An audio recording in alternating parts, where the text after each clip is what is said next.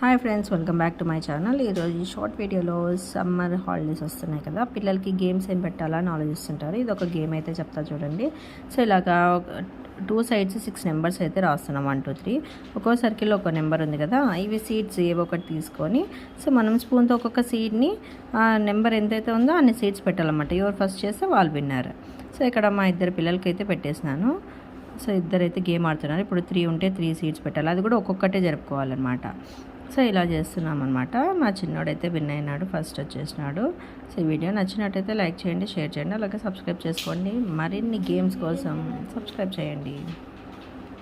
Thank you for watching.